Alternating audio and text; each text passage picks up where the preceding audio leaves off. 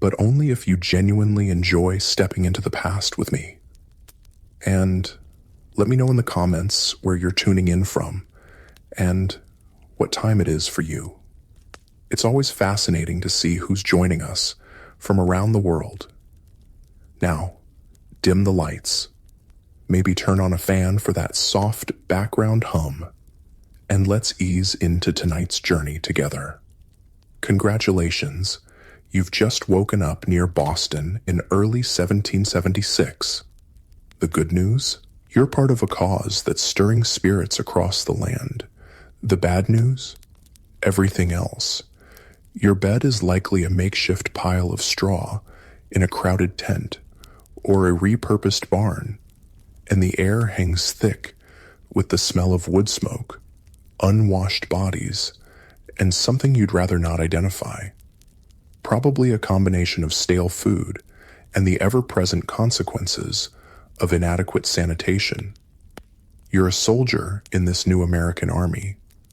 Or perhaps you're just trying to catch a glimpse of it from the packed roadsides, hoping for a glimpse of the King or Parliament's notables if you were back in London. Or perhaps hoping for a glimpse of General George Washington if you are here in America. This is hardly the polished, disciplined force you might imagine.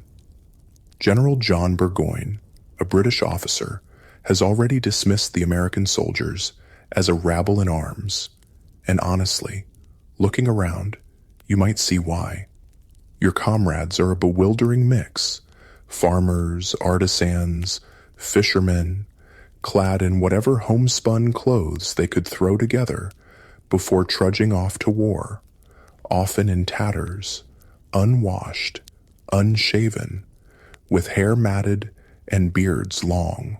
There are young boys, barely 15, and older men who've seen 60 or more years of hard living. Some are missing teeth, others fingers, casualties of a time when life was simply tougher and accidents were common.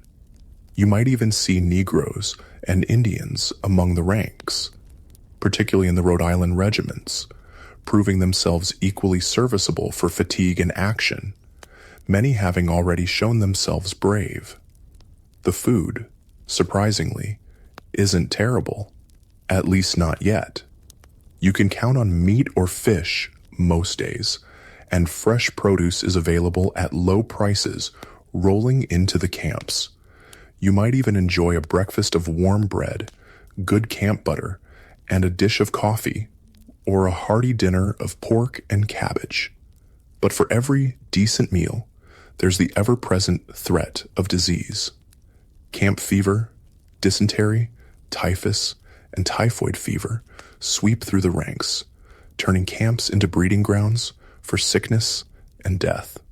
Latrines are often open pits, and too many men neglect to use them properly, leaving excrement scattered around the fields, a pernicious habit that contributes to the vile stench hanging over the camps. Cleanliness is understood to be the killer of disease, but despite orders insisting on personal hygiene, clean cooking utensils, and clean water, washing clothes is considered women's work, and there aren't many women in the American camps doing laundry like there are with the British troops.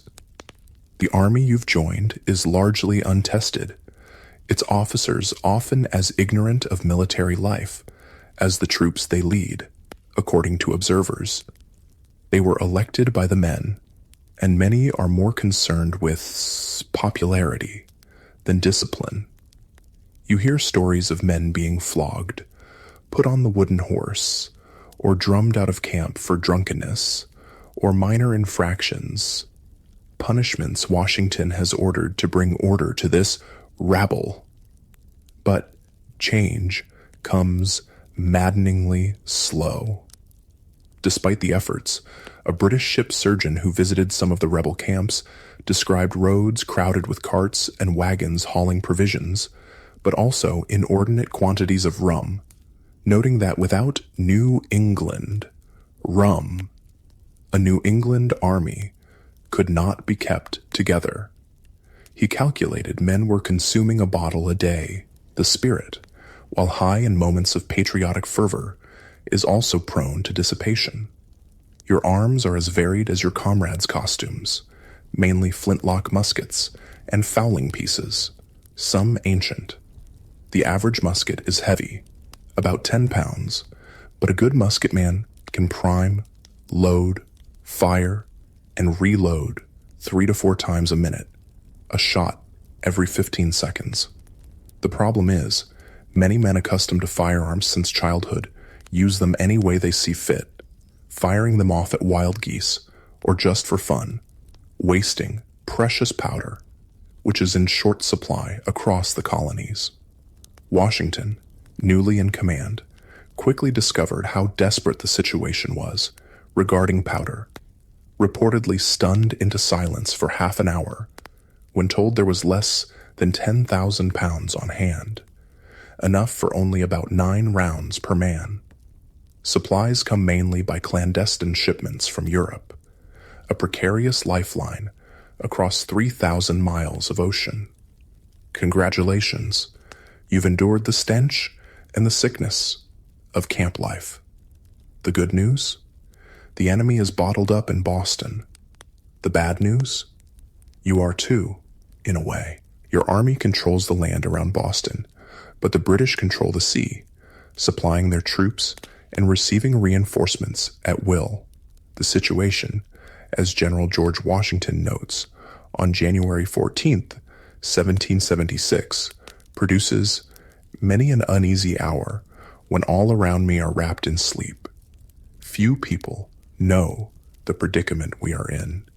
He's been in command for 6 months, since July 3rd, having taken over the sprawling, spontaneous New England army that gathered after Lexington and Concord, and the savage, fighting at Breed's Hill and Bunker Hill. Washington, a 43-year-old Virginian, a man of commanding presence, over 6 feet tall, well-proportioned, with reddish-brown hair and gray-blue eyes, carries himself with martial dignity. He's accustomed to respect, amiable and modest, but with a certain distance in manner. He had little prior military experience beyond backwoods warfare and the disastrous Braddock campaign, never having led an army in battle or directed a siege. Yet, Congress appointed him commander-in-chief of the Army of the United Colonies. He himself feels great distress, conscious his abilities may not be equal to the trust, but seeing the importance of the glorious cause, he accepts the momentous duty. He quickly sets about organizing the army, which still has no flag or uniforms. Officers are distinguished by ribbons or cockades, sergeants by red cloth on their shoulders. Washington chooses a light blue ribbon across his chest. He insists on discipline. New rules and regulations are read every morning after prayers. He reviews the defenses on horseback almost daily. Yet, despite the changes, the army remains largely composed of citizen soldiers, many unused to being told what to do every hour of the day, preferring to do as they please. This puzzles Washington, who struggles with a mounting contempt for what he sees as the unaccountable kind of stupidity in the lower class of these people and the officers who cater to them to get reelected. However, Washington finds a few remarkable men, untried but with ability. Nathaniel Greene, a 33-year-old Rhode Island foundryman, self-educated, good-natured, and a born leader who had never set foot on a battlefield before joining the army 6 months ago. Despite a stiff leg and occasional asthma, Greene proves tirelessly hard-working, applying himself every waking moment, often sleeping only a few hours a night. He quickly becomes an object of confidence for Washington, always in agreement on matters of consequence. Another is Colonel Henry Knox, a 25-year-old Boston bookseller, big, gregarious, and highly energetic, despite a fouling peace accident that destroyed 2 fingers on his left hand. Knox, like Greene, is self-educated, reading all he can on gunnery and tactics. Washington had decided the army at Boston was insufficient, and the king had dispatched reinforcements and 3 of his best major generals, William Howe, John Burgoyne, and Henry Clinton. Howe, a member of Parliament, had earlier said he would decline a command in America, but now duty called.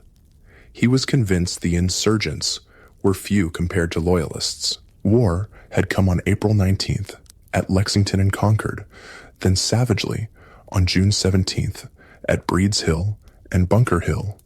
Bunker Hill was proclaimed a British victory, but His Majesty's forces suffered over 1,000 casualties in an appalling slaughter before gaining the high ground. As acidly observed, a few more such victories would surely spell ruin for the victors. By summer's end, a British ship docked at Plymouth, bearing 170 sick and wounded officers and soldiers from Bunker Hill, all in great distress, some without legs or arms, clothes hanging on them like loose morning gowns. So much were they fallen away by sickness and want of nourishment. Near 60 women and children, widows of the slain, were on board, exhibiting a shocking spectacle. The vessel itself, though very large, was almost intolerable from the stench. The miseries of the troops still besieged at Boston, and the loyalists who took refuge there, were also described in London papers. The scene: melancholy, disease, and death. The soldiers, almost lost for want of fresh provisions, like birds in a cage. On the afternoon of October 26, 1775, King George III rode in royal splendor to Parliament to address the increasingly distressing issue of war in America. In an age that adored ritual and pageantry, it was a scene hardly to be improved upon, with 60,000 people lining the route.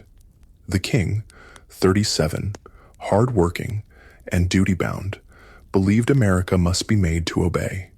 He had no doubt the nation saw the conduct in America in its true light, and compelling obedience was necessary. In the House of Lords in March, Lord Sandwich, First Lord of the Admiralty, looked incredulous when challenged on winning the war. "Suppose the colonies do abound in men, what does that signify?" he asked. "They are raw, undisciplined, cowardly men." General James Grant boasted he could march from one end of the continent to the other with 5,000 British regulars, a widely quoted claim. By the crisp, sunny afternoon of October 26th, George III's popularity seemed higher than ever. He entered the House of Lords, flanked by peers, addressing Parliament on the desperate conspiracy and rebellion in America. He declared America in rebellion and confirmed he would commit land and sea forces, including unnamed foreign mercenaries, sufficient to end it. He denounced the leaders for seeking independence, something they had not yet openly declared. Parliament, Tory and Whig, denied the supremacy of Parliament in determining what was best for America. Even Edmund Burke referred repeatedly to our colonies. Despite heartfelt opposition speeches, calling for conciliation, warning of ruinous consequences, and questioning the hiring of foreign troops or shedding British blood, the votes in both houses overwhelmingly supported the king's stance, defeating the opposition by more than 2-1 in the Lords, and an even greater margin in the Commons.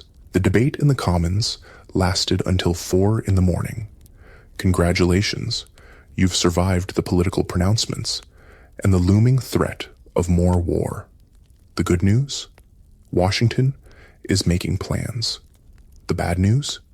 His first plan is to send 1,000 men into the wilderness of Maine to attack Quebec, a hastily conceived, secret expedition based on too little knowledge of the terrain. His second plan is to end the waiting and strike at Boston, even if it means destroying the town, despite formidable British defenses and insufficient American artillery and gunpowder.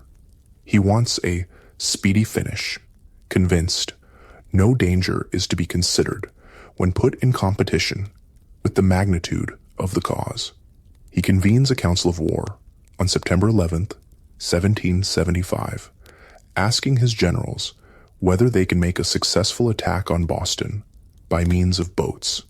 3 major generals and 4 brigadiers are present, including the only professional soldier, Major General Charles Lee, a former British officer with a sharp mind, a strange appearance, and a love for dogs. Lee, Washington's second-in-command, is self-assured, highly opinionated, moody, and ill-tempered. Boiling Water, his Indian name. He thinks Washington's appellation, Excellency, is absurd, but acknowledges Washington is the first officer in military knowledge and experience we have in the whole army. General Artemus Ward, a heavy-set Massachusetts farmer and storekeeper who had overall command before Washington, is present, considered a good man, a thorough New England man, though uninspiring, fat, old churchwarden to Lee. The council discusses Washington's amphibious assault plan. They know winter is approaching, the troops lack barracks and firewood, and enlistments are expiring. Disbanding one army before assembling another could mean ruin. Gunpowder is short, but enough for an attack. They consider the hazard, the loss of men, and the consequences of failure. After discussion, they unanimously agree not to attack. Not for the present, at least. It is a sound decision. The hazard is too great. The chance of disastrous failure real. Men could be stranded on mudflats under fire. It could be another Bunker Hill slaughter. Washington accepts the decision, but continues work on flat-bottomed boats, and writes to John Hancock he has not wholly laid it aside, sensing many in Congress are as impatient as he with the stalemate. By late November, re-enlistments are alarmingly few. Fewer than 1,000 of 10,000 men agree to stay. Washington advises Congress that some stimulus besides love of country, like paying troops in advance, is needed. His war chest is empty. The troops haven't been paid for weeks. Morale is low. He confides in Joseph Reed, his invaluable secretary, that his situation is truly alarming, and General Howe is well apprised. He feels a dearth of public spirit and want of virtue among the Yankee soldiers. A dirty, mercenary spirit pervades the whole. He writes he would never have accepted command had he foreseen his difficulties. Congratulations. Winter has come, but with it, opportunity. The good news? Colonel Henry Knox is on his way with cannon from Fort Ticonderoga. The bad news? The journey is brutal. His army is shrinking, and the British still seem to underestimate you. On November 21st, the first snow falls. Winter is here, with bitter winds. Distress is reportedly extreme in Boston. The British are cutting trees and tearing down houses for firewood. Supplying the besieged city by sea is difficult due to winter storms and American privateers. Food is short. Men are dying of scurvy. Smallpox rages. British deserters crossing the lines report the American army is tired, unpaid, lacks clothing, and longs for home.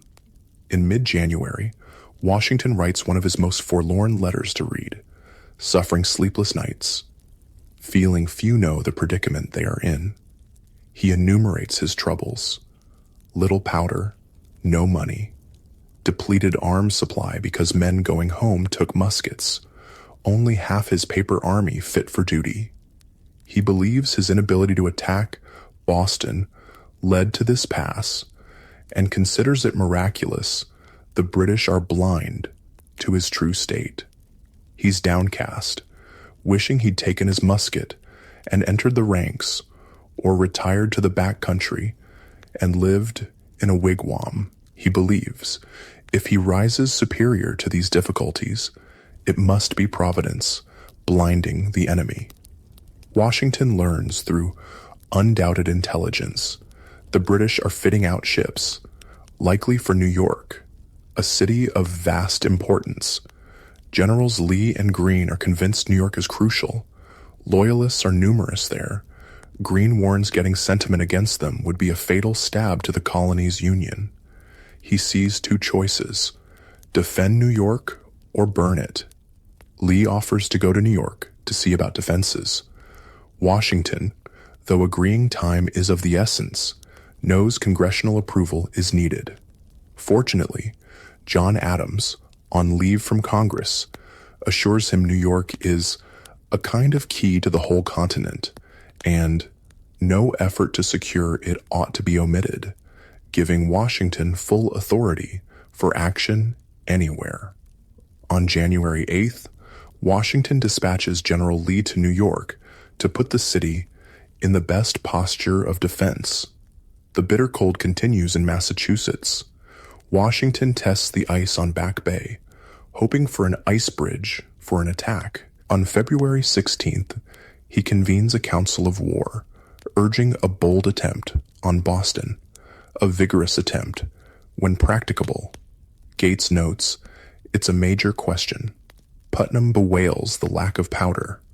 Greene, stricken with jaundice, writes his dread of the proposed attack. Horrible if it succeeded, still more horrible if it failed. The council says no to attacking Boston again. However, they agree to another plan: lure the enemy out to attack the Americans by fortifying Dorchester Heights. Howe had sworn he would sally forth if the Americans occupied Dorchester. Washington, crestfallen over not attacking Boston, thought too dangerous, gracefully concedes. Perhaps his irksomeness led him to propose more than warrant prudence. Now, there would be no holding back on Dorchester. Preparations are elaborate and mammoth. Fortifications are built elsewhere out of sight. Timber frames filled with screwed hay, or bundles of branches, fascines, barrels filled with earth, are ready to roll down slopes on the advancing enemy. To divert the enemy and drown out noise, night artillery barrages are planned from Roxbury, Cobble Hill, and Lechmere Point, where Knox's cannon from Ticonderoga are emplaced. The crossing of the Dorchester Causeway will be concealed by a barrier of hay bales. 3,000 men under General Thomas will fortify the heights. 4,000 more will stand by at Cambridge for an amphibious attack on Boston once the British assault on Dorchester begins. Howe is reported to intend to evacuate Boston at first chance, but this does not deter Washington. Congratulations, you've made history. The good news? The British are gone from Boston. The bad news? The war is far from over, and your army is headed to New York, where the challenges are immense. On the night of March 4th, 1776, the bombardment of Boston begins, British answering with a heavier cannonade. Abigail Adams, 10 miles away, writes her house shakes, and she can't sleep. Little damage is done, mostly noise, just as Washington wished. On the crucial third night, March 4th, the roar is furious. British Captain Charles Stewart describes sheets of fire, and inhabitants in horrid situation, women crying for protection. From American lines, Lieutenant Samuel Webb hears cries of poor women and children. At the first crash of guns, General Thomas and 2,000 men move rapidly and silently across the Dorchester Causeway, shielded by hay bales. Hundreds of carts and wagons loaded with chandeliers, fascines, hay bales, barrels, and guns from Ticonderoga follow. Dr. Thatcher notes the procession moves in solemn silence while cannon roar. Progress up the steep slopes is difficult. Ox teams and wagons make 3 and 4 trips. The night is unseasonably mild, perfectly beautiful with a full moon, ideal conditions for working. As if the hand of the Almighty were directing things, as Reverend William Gordon feels certain it was.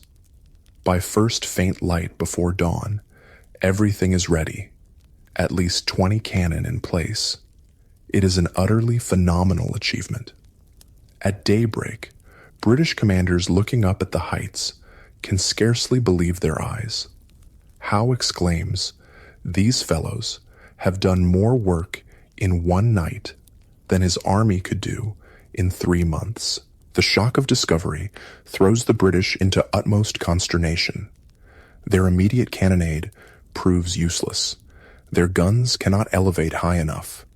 Admiral Shuldam sends an urgent message to Howe. No ship can remain in the harbor unless the rebels are removed. Howe must attack. He orders 2,000 troops to proceed by ship to Castle Island for an attack on Dorchester at nightfall. Captain Archibald Robertson thinks the plan little short of madness. The fate of the whole town, if not America, at stake. By nightfall, a storm rages, with hail mixed with snow and sleet. By midnight, the wind blows almost a hurricane.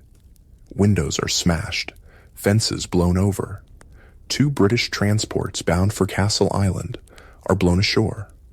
American Lieutenant Isaac Bangs calls it the worst storm he ever exposed to. Clearly, no British assault will happen that night. The morning after, the storm continues, rain driving. General Heath concludes, "Kind heaven intervened." Howe calls off the attack and gives orders to prepare to evacuate Boston. Possibly, it was the storm, but also Robertson's pleas and the influence of other officers, and John Montresor, who convinced Howe to evacuate. No one in Boston will forget the days that followed. In less than 48 hours, the town's security dissolves. Howe's army and fleet are in danger. They face the humiliation of ignominious retreat. Boston becomes a scene of utmost frenzy. Nothing but hurry and confusion, every person striving to get out. Loyalists are in utmost distress. Howe had received no orders from London since October. He has no long-standing plan for withdrawal. General Grant notes he was never in so thick a wood, but they must look forward and get out. Thousands of troops, military stores, women, and children must be transported, plus every loyalist who chooses to go. Food is scarce. Ships are delayed by storms. High winds churn the harbor. Rebel guns remain silent, but are visible on Dorchester Heights, steadily strengthening their position. On March 8th, town selectmen cross lines under a white flag, stating, "Howe has no intention of destroying the town unless the troops are molested." The word is passed, allowed to depart peacefully. The British would spare the town. The night of March 9th, when rebels move on Nook's Hill, Howe orders a thunderous all-night bombardment, but only 4 men are killed by a single ball. Men gather 700 cannonballs the next day. In town, the rush worsens. Hogsheads of sugar and salt, barrels of flour, even the commander's elegant coach are dumped into the harbor. Cannon are spiked or dumped. Americans watch confusion from hillsides. Washington convinced Howe is ready to sail for New York. The alarm and anxiety among loyalists is extreme. They must leave, but don't know where or if there's room. By March 10th, they are told to come aboard. There's no time to deliberate. little can be taken. Those who earlier fled Cambridge or Roxbury know the experience. Now, Bostonians face forsaking homes, belongings, way of life. How orders inhabitants to give up linen and woolen goods for the enemy's use. Korean Brush, a loyalist, is assigned to carry it out. He and his men plunder the town. Gangs rampage, breaking open houses and shops. There never was such destruction and outrage committed any day before this. Brush makes off with over 2,000 pounds worth of goods from one wharf. Not until St. Patrick's Day, Sunday, March 17th, does the wind turn fair. At 4 a.m, over 8,000 redcoats march through the dark streets. By 7, ships throng the wharves, lifting sail. By 9, all are underway. 120 ships depart with over 11,000 people, 906 troops, 667 women, 553 children, 100 loyalists. Americans watch from shore, cheering, weeping. Surely it is the Lord's doing. The whole fleet anchors at King's Road. Howe's flagship, Chatham, fires a roaring 21-gun salute. The Chatham's full 50 guns answering, an ear-splitting reminder of royal might. Congratulations, you've survived the siege of Boston. The good news? It was a pretty sharp skirmish, and a victory. The bad news? You're headed to New York, a far greater challenge. The first cheers from American lines come at 9 that morning. Small boys run across the neck with news. British troops are still manning Bunker Hill fortifications. Hay dummies set up by fleeing redcoats. Early afternoon, the first troops from Roxbury march into Boston, drums beating, flags flying, led by Artemus Ward. Washington, in a characteristically gracious gesture, gave the honor to Ward, the thorough New England man, and his predecessor. He knows Ward was the first to favor a move on Dorchester Heights. Washington attends Sunday services, his chaplain choosing Exodus 14:25 as text, and they took off their chariot wheels, for the Lord fighteth for them against the Egyptians. Washington rides into Boston, March 18th, surprised how much was not destroyed. The town suffered greatly, but Hancock's mansion is fine, occupied by General James Grant, who wanted to lay waste to every town. The last desperate efforts are evident. Spiked cannon, shattered wagons, scuttled ships, smallpox still lurking. An inventory lists immense quantities of abandoned British goods, far more than expected. The siege was a stunning success. Washington bested Howe, despite insufficient resources and inexperienced officers. He had been saved repeatedly by his council from attacking Boston, but accepted their judgment without ill temper. He kept his head, health, and strength, bearing up under immense weight. Having struggled with his dislike of New Englanders, he chose untried Yankees like Greene and Knox, who proved able and loyal, saving the day. Washington never again speaks ill of New Englanders, because they are New Englanders. He has no illusions about what lies ahead. The humiliation the British suffered could make them a more formidable foe.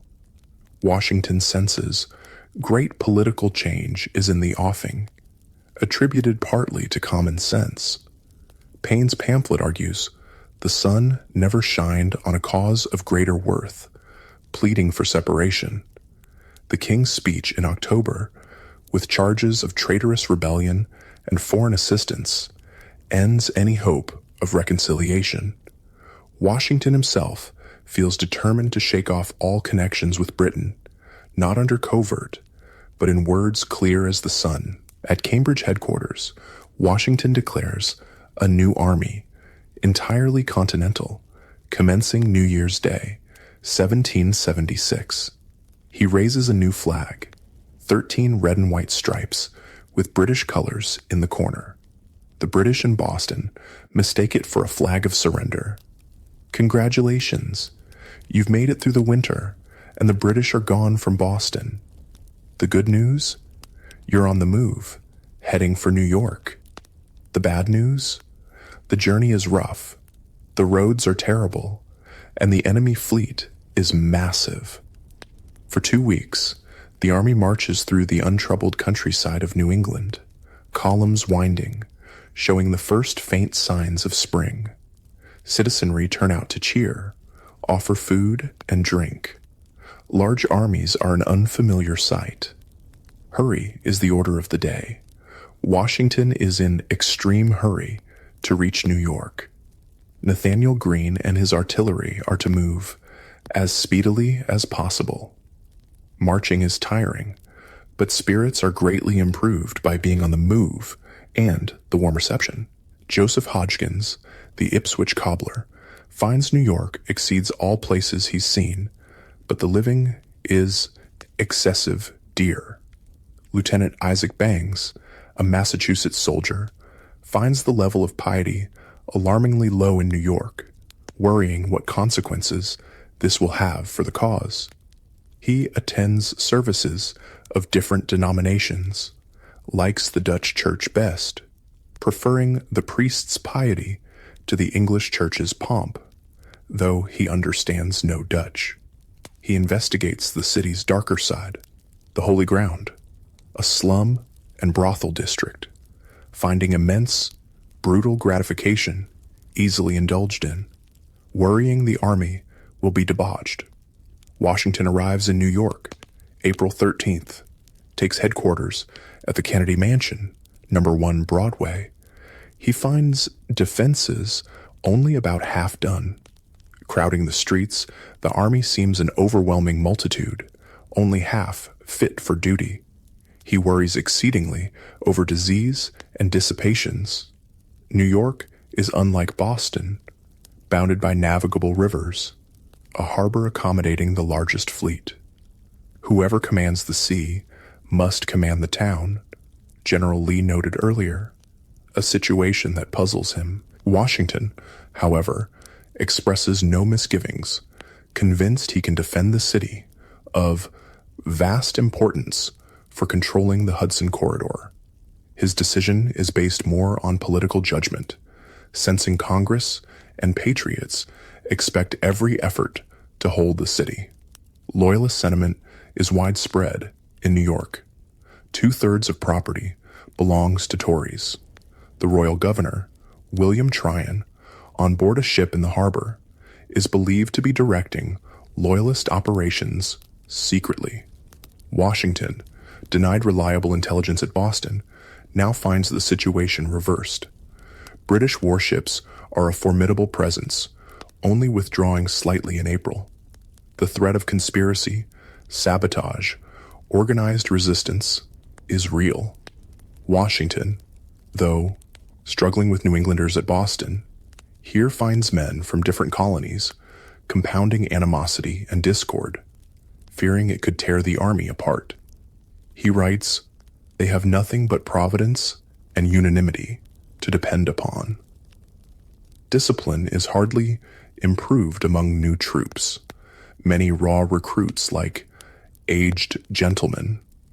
Congratulations, you've reached New York, but the threat is closing in. The good news?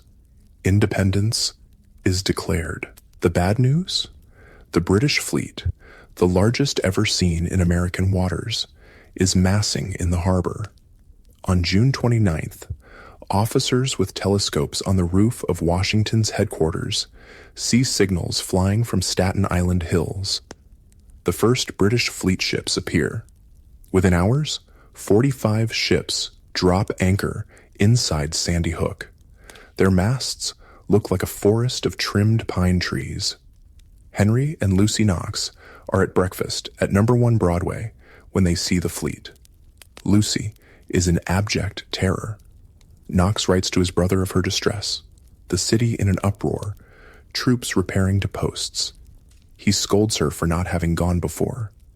By sunset, over 100 enemy ships anchor in the bay. Riders gallop off to Connecticut and New Jersey. Martha Washington says goodbyes to her husband and departs New York with speed, as do Lucy Knox and Katie Green with their children. Knox writes to Lucy, valuing her safety above all else, reminding her they fight for their country, for posterity. And on this campaign, happiness or misery of millions may depend. More enemy ships arrive. Centurion, Chatham, 50 guns each. Phoenix, 40. Greyhound, 30. Asia, 64. Their combined firepower exceeds American guns. Total fleet over 120 ships, 10,000 troops received at Halifax, Scotch Brigade joined. An additional 15,000, 20,000 expected hourly from England under Admiral Lord Howe. New York is in commotion, packing up and getting away. On July 2nd, 1776, the Continental Congress in Philadelphia votes to dissolve the connection with Great Britain. News reaches New York. July 6th, spontaneous celebrations erupt. Officers go to a public house to testify their joy. A letter from John Hancock with the Declaration arrives July 8th. Many, like Henry Knox, see the war has entered a new stage. By renouncing allegiance, delegates committed treason. Adams calls it the most complete, unexpected, and remarkable revolution in history. On July 9th, at 6 p.m, Washington orders brigades onto commons and parade grounds to hear Declaration read aloud. The general hopes this event serves as fresh incentive, knowing peace and safety depend on the Army's success. Not since spring 1775 had spirits been so high, but the exuberance is quickly dashed. On July 12th, in a surprise move, British ships Phoenix and Rose, with tenders, cast off moorings at Staten Island and sail up the Hudson, demonstrating how indefensible New York is without sea power. Alarm guns sound. Soldiers rush through streets crowded with panic-stricken people. Cannon at Fort George and shore batteries open fire. Cannonballs slam into houses. Washington feels extreme distress at shrieks and cries of women and children running, seeing his men gawking helplessly, so awestruck or terrified by the barrage. Private Joseph Martin, 15, remembers enjoying the complete view, thinking the sound musical. American gun crews fire nearly 200 shots to no apparent effect. 6 American artillerymen are killed when their cannon blows up, the only fatalities due to inexperience, overconfidence, or drunkenness. British ships proceed upriver, anchoring 30 miles above the city, cutting off rebel supplies and rousing loyalists. In ensuing orders, Washington can barely conceal disgust at inexcusable behavior, shame over officers gawking like bumpkins. It gives the enemy a mean opinion of the army. Knox writes, "The loss of 6 men was great misfortune, but Hope's day's action taught the rest to be less impetuous. A larger, more ominous lesson. If 2 ships can pass so readily, so can an entire fleet, cutting off escape. Congratulations, you've witnessed the birth of a nation and the start of something much darker. The good news? Your resilience is tested. The bad news? The British are massing, and a crushing defeat is coming." On August 12th, sea beyond Narrows fills with another 100 ships or more bearing down on New York, a fleet so large it takes all day to come up harbor under full canvas, colors flying, guns saluting, sailors and soldiers cheering. Another 3,000 British troops and over 8,000 Hessians arrive after arduous 3 months at sea. Total British Armada, nearly 400 ships, 73 warships. Largest fleet ever seen in American waters. largest expeditionary force of 18th century, over 32,000 troops, landing on Staten Island. Nothing like it ever seen in New York. Housetops covered with gazers, wharves jammed. To Americans, they are colossal. Joseph Reed writes to his wife, "Astonished a people would come 3,000 miles at such risk and expense to rob, plunder, destroy another people, because they won't lay lives and fortunes at their feet." On Staten Island, redcoats in tent encampments are in holiday spirits. On American side, veterans of Boston campaign like Jabez Fitch and Joseph Hodgkins have no doubt troops will give a good account. Confidence bolstered by distorted notions of own strength. Enemy is coming in almost every day, perhaps 25,000. One paper says American Army numbers 70,000. New arrivals look like soldiers, in smart uniforms, well-armed, marching into town full of pride. Delaware Blues, 800 men, in handsome blue coats, white waistcoats, buckskin breeches, white woolen stockings, fine English muskets. Maryland Battalion, men of honor, family, fortune, better armed, dazzling in scarlet, lined with buff. John Glover's Marblehead fishermen wear blue jackets of sailors. Deserters are increasing. New recruits difficult due to bumper harvest. Complaints are without number. Some leaving to take up hay, grass, hoe corn. Others with families sick. Wickedness prevails very much in camp. Lieutenant Joseph Hodgkins learns of his small son's death at home. Heavy news. Camp fever epidemic in summer heat. Vile water here sickens us all. Men die of dysentery, putrid disorders. Many sick won't go to hospital. Cleanliness insisted upon, vaults covered daily, new dug weekly. But infectious filth is the killer, caused by disease. It's thought anywhere from 3,000 to 6,000 men are sick. Washington's men daily diminishing. English visitor, they desert in large bodies, are sickly, filthy, divided, unruly. Putrid disorders, smallpox carried off great numbers, 6,000 in hospitals. General Heath estimates 10,000 ill, those not taken down live with dread. These things are melancholy, but they are nevertheless true. Washington hopes for better. Washington's quandary, where will British strike? How to apportion strength? He feels compelled to divide army, violating old rule of battle. Never divide force, facing superior enemy. Splits army roughly equally, relying on ability to move men over East River. He worries landing on Long Island is a diversion for full assault on New York. Greene stresses concern. New troops on Long Island, strangers to the ground, are undisciplined, inexperienced, poorly armed, poorly equipped, won't support each other. Ground is crucial. Congratulations. You're about to face the largest battle of the war, and it's not going well. The good news? Some of your officers fight valiantly. The bad news? You are completely outmaneuvered and suffer a crushing defeat.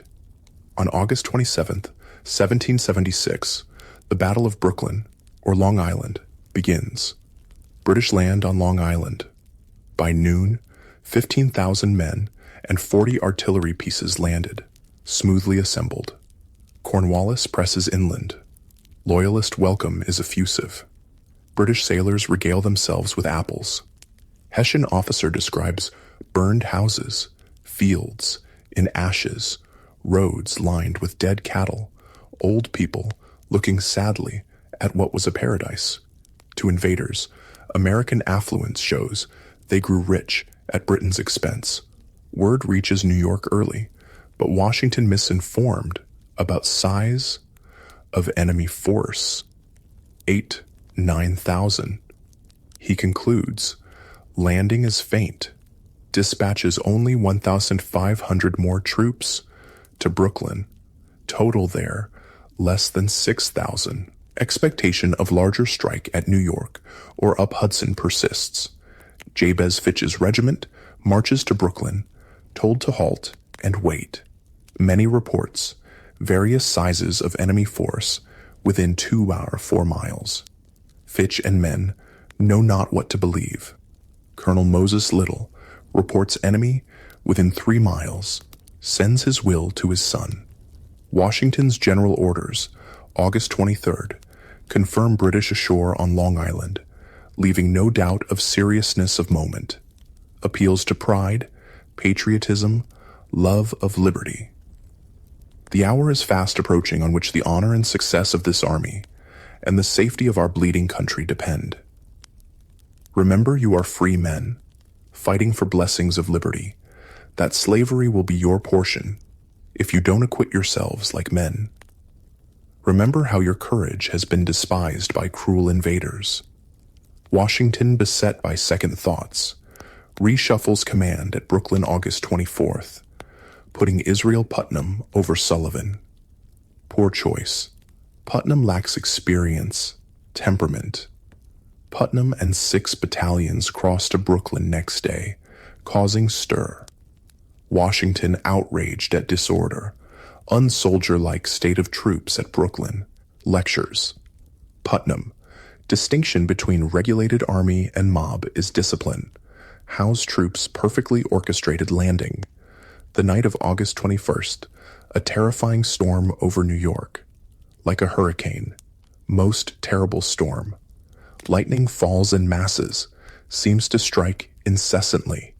Houses burst into flame. 10 soldiers killed by single flash. 3 officers killed by single thunderbolt. Tips of swords, coins melted, bodies black.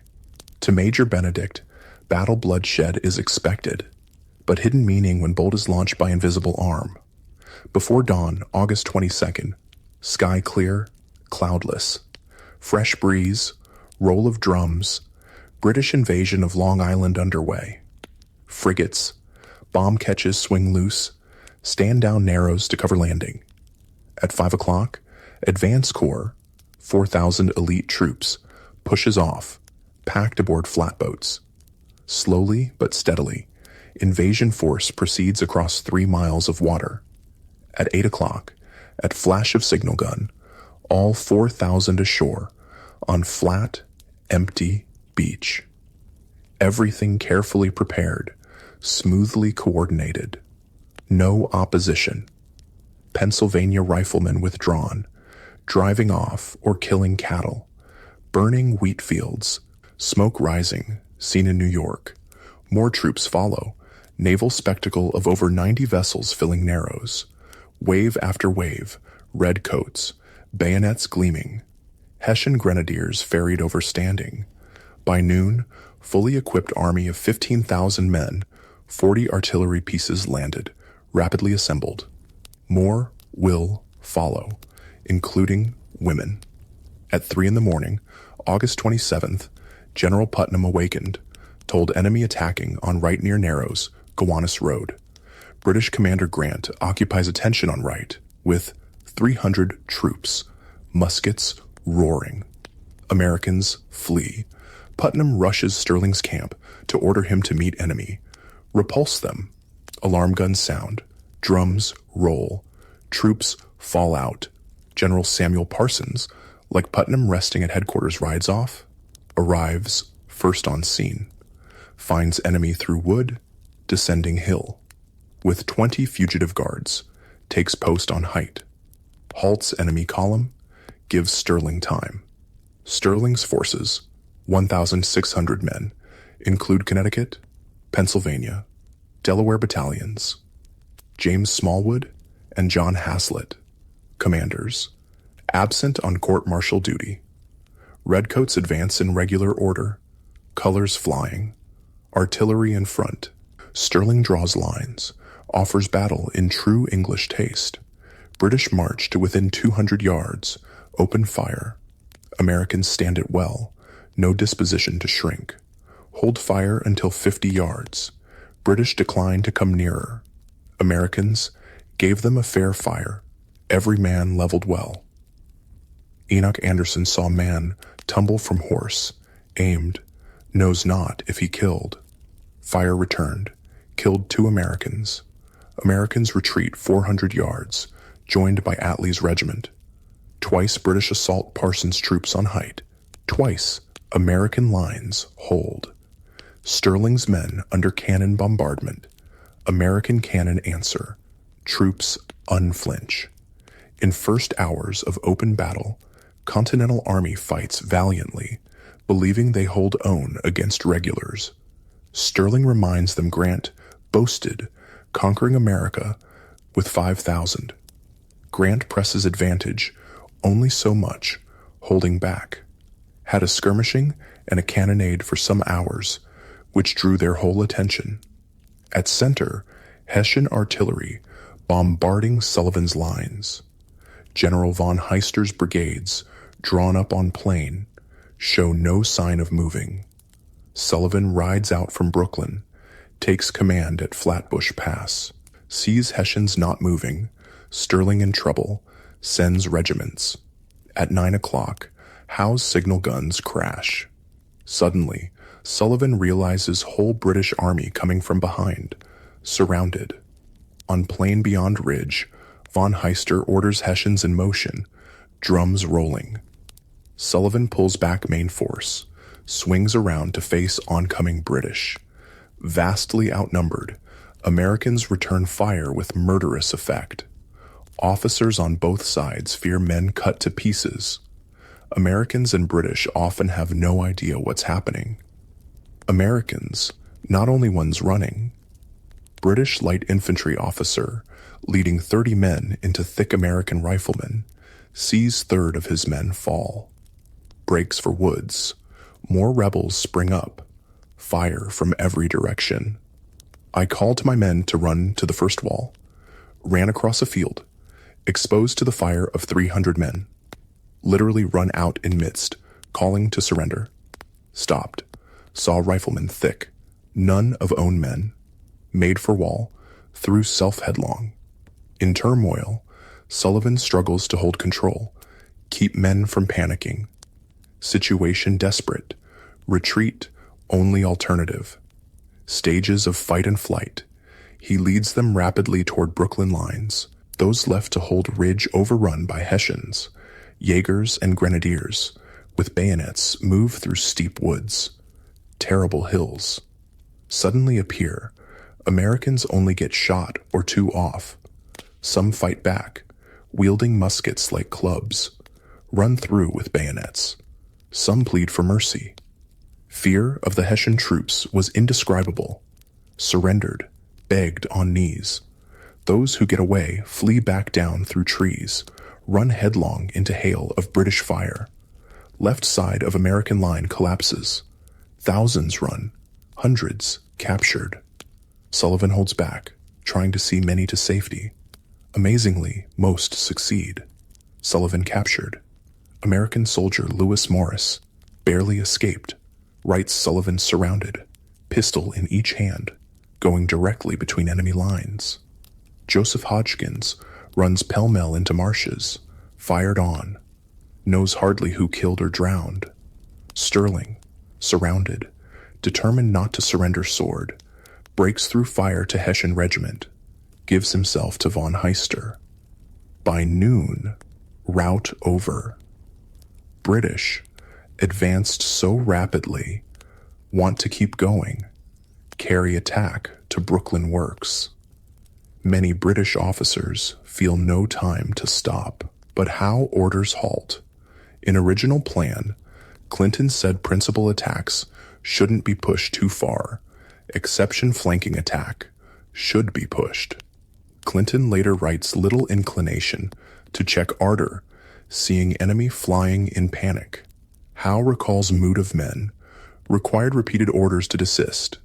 It was first great battle of Revolution, largest until then. Over 40,000 men involved. Field ranged 6 miles, fighting over 6 hours. For Continental Army, First test under fire, crushing defeat. "Oh, doleful, doleful, doleful," scrawled Chaplain Philip Fithian. To British, "Glorious day, cheap and complete victory." Grant, "Had the field day I talked of." If a good bleeding can bring those Bible-faced Yankees to their senses, the fever of independency should soon abate. Everything had gone like clockwork. Clinton's plan succeeded beyond expectations. Percy, "Our men behaved themselves like British troops fighting in a good cause. In opinion of Sir James Murray, no soldiers ever behaved with greater spirit. In one thing only failed. Couldn't run as fast as foes. Many ready to run over each other. Howe reports losses under 400, 59 killed, 267 wounded, 31 missing. Hessians lost 5 killed, 26 wounded. Rebel losses over 3,000, Howe claimed. Over 1,000 prisoners, 2,000 killed, wounded, drowned. Disparity of losses exaggerated. Washington later estimates 701,000 killed, captured. General Parsons avoided capture, collected American dead, amounted to 60 with enemy dead, heap. Judged American killed, inconsiderable. Some officers in thick of fight convinced British suffered more killed, but British took most prisoners. Few Americans admit severe defeat. Actual losses, dreadful. 300 killed, over 1,000 captured, 3 generals, Sullivan, Sterling, Woodhull. Sullivan and Sterling treated courteously, dined with Lord Howe on Eagle. Woodhull died of wounds weeks later. Among prisoners, Captain Samuel Atlee, Lieutenant Jabez Fitch. Atlee subjected to most scurrilous and abusive language, asked why they weren't bayoneted. Jabez Fitch fought through day, surrendered when surrounded, confined with prisoners in barn, comforted friend Captain John Jewett, bayoneted twice in excruciating pain. Jewett made Fitch promise to describe death to wife, died from bayonet, after he was taken prisoner and stripped. Accounts of bayoneting Americans common. Stories of Hessians pinning Americans to trees. Letter by unnamed British officer in Massachusetts. Spy describes readily surrendered Americans dispatched. Hessians and Highlanders gave no quarters. Letter read, "Fine thing to see with alacrity they dispatched the rebels with bayonets. Stratagems lawful in war, especially against such vile enemies. Numbers of individual Americans beaten after surrendering. No mass atrocities committed. Letter and spy, likely propaganda. Account of Hessians burying 500 bodies in pit untrue. Some prisoners, including Fitch, recorded civility from captors. Infamous Grant was so good as to make us a present of a side of mutton. British Hessian captors find prisoners' curiosities. Could not have been taken as soldiers, only torn blouses. Astonished how badly clothed Americans. Most have nothing but a wretched farmer's costume. Officers, no better dressed, only ordinary manual laborers. Lieutenant von Bardeleben wrote in code some officers shed their ideas of being heroes. The prisoners who knelt and sought to surrender were beaten. Still worse treatment in store for most prisoners confined, starved in jails, church crypts, vile British prison ships. In remaining hours after guns silent, Americans in Brooklyn defenses wait tensely for British attack. Pitiful cries from wounded on battlefield. Stragglers come into lines, bedraggled, wounded. Mordecai Gist and 9 others cross into camps next morning, only ones of Marylanders to make it back. Congratulations, you've survived a crushing defeat and a desperate night retreat. The good news? 9,000 men, equipment, and horses escaped without loss of life. The bad news? Your army is battered, dispirited, and shrinking, and the enemy is still on the move. Morning of August 28th. Situation critical at Brooklyn. Outsmarted, outfought, hemmed in, backs to East River. Change in wind could make escape impossible. Brooklyn, a trap. Yet Washington orders more army from New York, Pennsylvania regiments, Glover's mass troops, 200 men. March into Brooklyn entrenchments with show. Pennsylvania officer Graydon notes, faces saddened by disaster, assume gleam of animation on approach. Murmur, these were the lads that might do something. Thomas Mifflin, handsome, self-assured, 32, Brigadier General of Fresh Pen Brigades, volunteers to survey defenses. Joseph Hodgkins, exhausted, writes home, in one piece, through the goodness of God. Expects action. Enemy within 1.5 miles. Weather changes dramatically. Temperature drops 10 degrees. Cold, drenching downpour. Start of northeastern storm. Riflemen ordered to keep up fire. British fire back. Rain falls with uncommon torrent. Guns wetted. Firing goes till evening. Storm and roar of guns continue into night. Across river, Pastor Schukirk writes of boom of cannon, intermixed with lightning. August 29th. Storm continues. Heavy rains fall. Troops without tents have little food. Fires hard to keep going. Private Martin gets by with biscuits, hard enough to break teeth of a rat. Hungry, soaked to skin, trenches filled with water, muskets, cartridges wet. Soldiers fall asleep standing or sitting.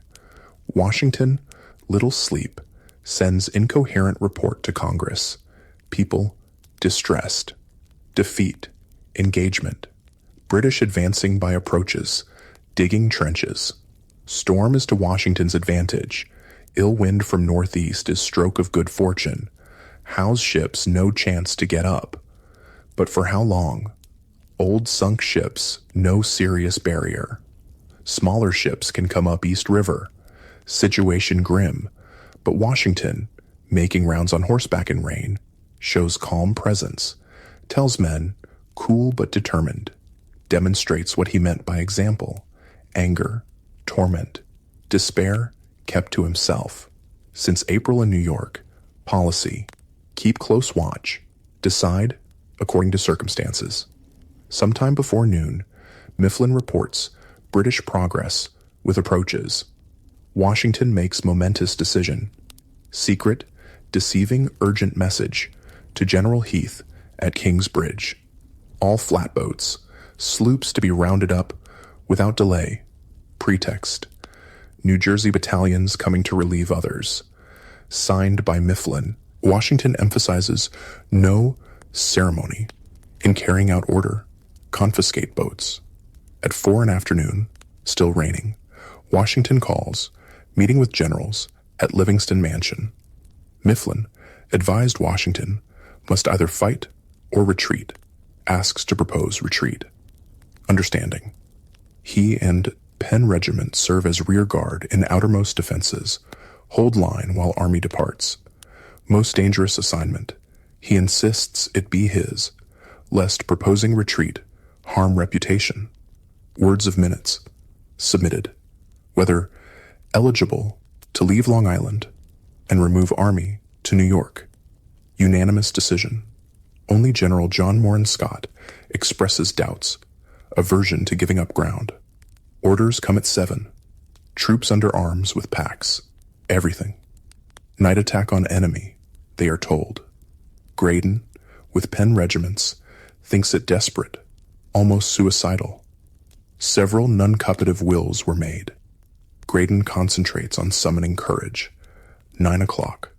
Troops with least experience, sick, wounded. Start for Brooklyn ferry landing. Pretext, relieved by reinforcements. Soldiers nearer front lines know nothing. Thing was conducted with so much secrecy. Neither subalterns nor privates knew whole army crossing back to New York. Officers not told. Graydon thinks order for attack, extreme rashness. More, he thinks, more puzzled, until it flashed upon my mind that a retreat was the object. Order for assailing enemy a cover. Fellow officers dared not suffer themselves to believe it. Others think night escape, true intent. Way risks. Major Benjamin Talmadge thinks it formidable obstacle to move large body across mile-wide river with rapid current. Enemy, victorious, disciplined, numerous, fleet-stopping navigation. Rain stops. Northeast wind keeps blowing, proving deterrent to American retreat.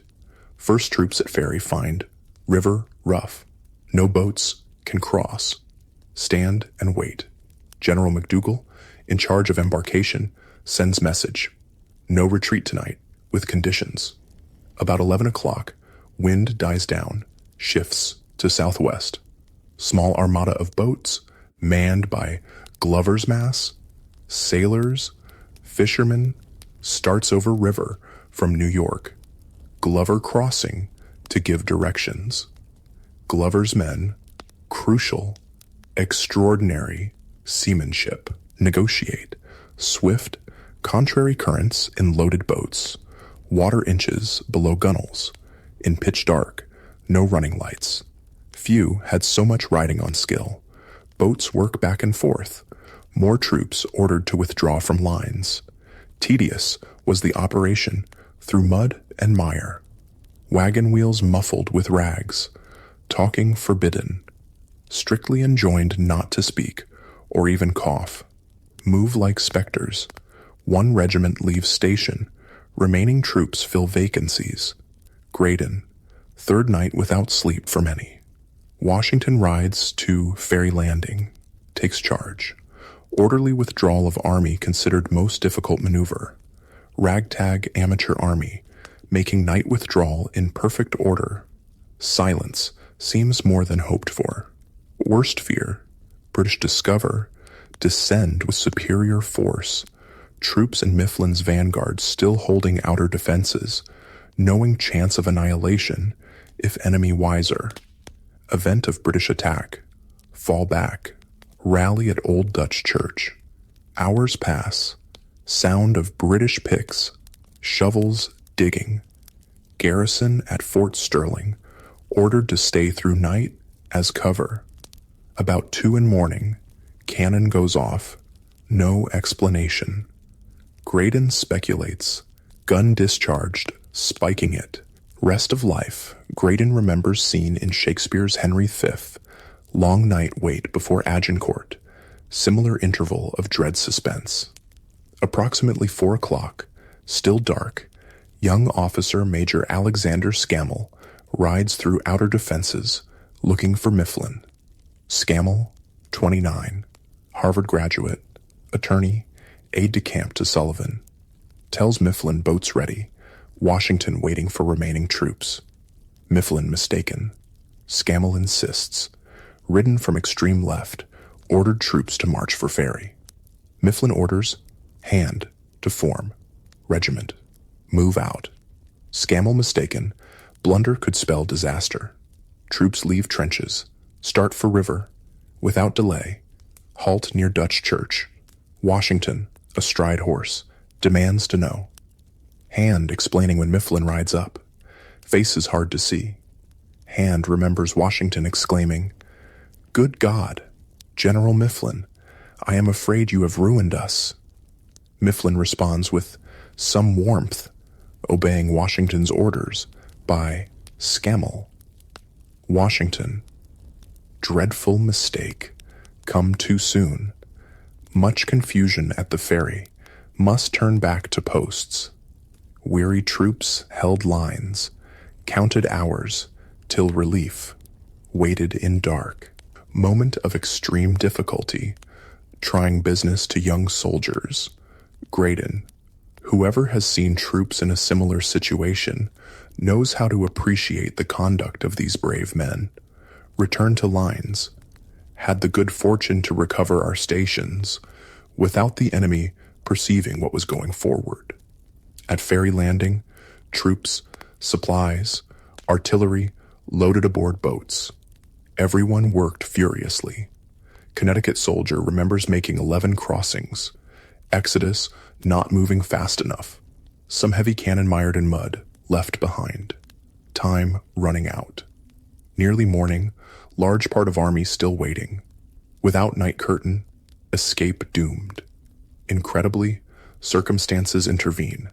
Just at daybreak, heavy fog settles over Brooklyn, concealing everything. Fog so thick, soldier could scarcely discern man at 6 yards. Even with sunup, fog dense. Over on New York side, no fog. At long last, Mifflin, rear guard, troops at Fort Sterling summoned.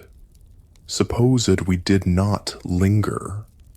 Major Talmadge, with regiment among last, thinks he saw Washington on ferry stairs staying to end. Graydon estimates 7 in morning, perhaps later, landed in New York. In less than hour after, fog disperses, enemy visible on shore left behind. In single night, 9,000 troops escaped across river. Not a life lost, only 3 men captured, hung back to plunder. Congratulations, you've escaped the trap at Brooklyn. The good news? You survived. The bad news? You were outsmarted, outfought, and suffered heavy losses, and the enemy is still pursuing. Friday, August 30th. Morning, to British astonishment, rebels evacuated all works on Brooklyn without shot fired. Neither could shipping get up for want of wind, and Hull escaped. Immediate British reaction, utter astonishment. Rebel army vanished under noses. Surprise no less than at Boston. Difference, relief, not dread. Brooklyn, and defenses theirs for taking, rebels on the run, cannot yet account for their precipitate retreat. Grant fails to understand why Americans abandon massive fortifications so readily. General Howe performed admirably, deserved success. Lesson of Brooklyn. Pushed, Americans won't face King's troops again. Percy. Feel severely the blow of the 27th. Think rebels never stand before them in field. Everything seems over. Campaign will put total end to war. Predicts business pretty near over. Clinton, proud of role, writes sister expects to be home by Christmas. Many officers come to see rebel works, enjoy view from Fort Sterling. Most beautiful and fertile spot, yet seen in America, disturbed only by reek of unburied dead. Rebels, flight, behaved very ill as men. Some, including Grant, saw Americans made daring, superbly executed move. Wisely gotten out when they did. Very ably effected retreat. Charles Stedman calls retreat particularly glorious. Saw peril of change in wind. Phoenix, rose up East River, would cut escape. Retreat commended. Washington's leadership during retreat. Good luck played large part. Wars not won by withdrawals. Successful evacuation cannot compensate for losses. 1,000 plus prisoners, dead, wounded. Battle of Brooklyn, a fiasco. Washington, indecisive, inept. First command on large field, he and officers failed. Made to look like fools. From moment he took command in New York, Washington put himself in impossible position. Failed to recognize whoever commands sea must command town. Ignored warning, dividing army, counted on ability to respond to circumstances, moving forces across East River, on eve of British attack, still baffled over whether it was real thing, what to do.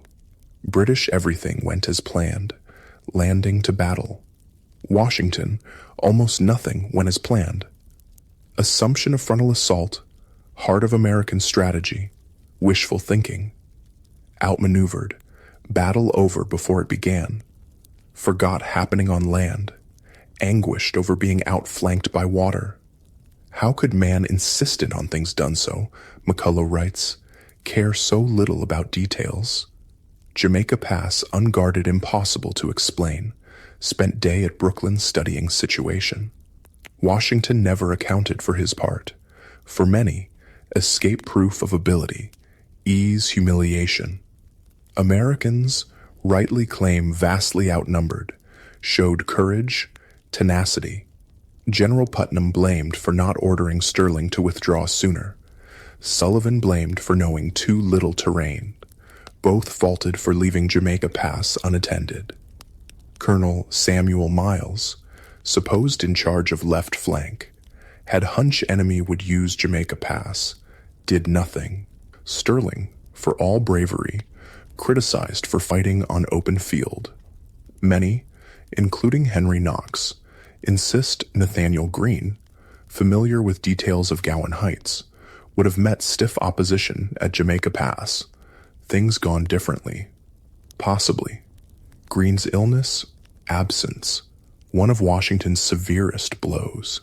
Washington largely blames Sullivan for little vigilance at Jamaica Pass, implying Greene wouldn't allow surprise. But British victory, certain all day. Struggle lasted longer, cost greater, but outnumbered. Without control of sea, Army never had chance. Howe's decision not to continue attack, afternoon subject of speculation. Severest critics, Captain John Montresor, morning of August 30th, first to discover Americans vanished. No question, Howe should have pressed attack. Failed grievous mistake.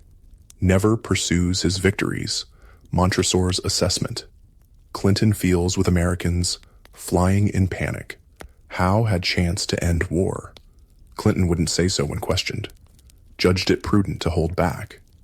Cornwallis in Parliament refuses to say Brooklyn lines taken by immediate attack. Americans wanted another Bunker Hill. Howe, remembering cost, no desire to squander lives on frontal attack. Lines hours at cheap rate by regular approaches. Couldn't risk loss sustained in assault. Had Howe pressed on August 27th, British victory total. Or had wind turned earlier, British Navy into East River. War and chances of independence, long delayed, even ended. When news of battle, Howe's exaggerated losses reach London. Sensation. Victory grand. Fully controverted opponents' predictions. Burke, Fox, others in Parliament downcast. Tories jubilant. News to enliven our countenances. Gibbon. Britain in ecstasy. Friend to Clinton. Bells rung. Windows lighted.